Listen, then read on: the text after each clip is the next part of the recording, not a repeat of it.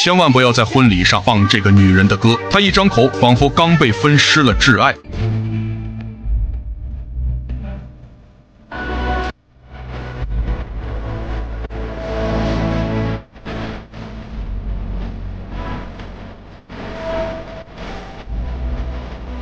这首 Salvatore 慵懒的意识旋律，带着无法逃脱的宿命感，让人沉醉又不安，让打雷姐稳坐火葬场女王的宝座。作为出道10几年的复古女神，她从不是循规蹈矩的模样，穿200块打折货征战格莱美，手机隧道露出主板都不换。可这样活得洒脱通透的女人，却在感情上给了众人一个猝不及防的震撼。粉丝眼里的打雷姐家境优渥，毕业于福德汉姆大学 ，Born to Die 一发行便登顶11个国家榜首 ，NME 评选出的2010年以来的100张最佳专辑，打雷姐占3席，那股子独有的腐朽与温柔，让她成为乐坛里无可替代的复古符号。而粉丝眼里的姐夫，年长打雷姐10岁，长相粗犷，和前妻生了3个孩子，还有过一个订婚了12年的女友，职业是鳄鱼向导，没有任何知名度和才华，两人只认识4个月便闪婚，婚礼地点选在了男方工作的沼泽地，婚纱是在新奥尔良的2手店淘的，价格不超400美元。网友嘲讽一针见血，这哪是 Daddy Kink， 这已经是 Grandpa Kink 了。而令花粉扎心的还在后面。活动中，她问粉丝：“我的老公可不可爱？”歌唱到一半，跑去和丈夫接吻。那一刻，她不是舞台上光芒万丈的女神，而是沉浸在爱情里的小女人。出席格莱美预热晚宴时，粉丝更是发现她胸前标志性的项链加入了丈夫的姓氏。有人骂她冠夫姓是反女权，依附男权，但这么多年来，她从没刻意塑造过独立大女主人设，也不回避女性的脆弱、欲望与矛盾。她就是这样真实的人，从不活在别人的定义里。而且，她的音乐和才华才是我们爱上她最初的原因，她的感情只是她生活的一隅。只要打雷姐的歌声依旧，无论她选择了什么样的人，过着什么样的人生，便仍是我们心中不可替代的存在。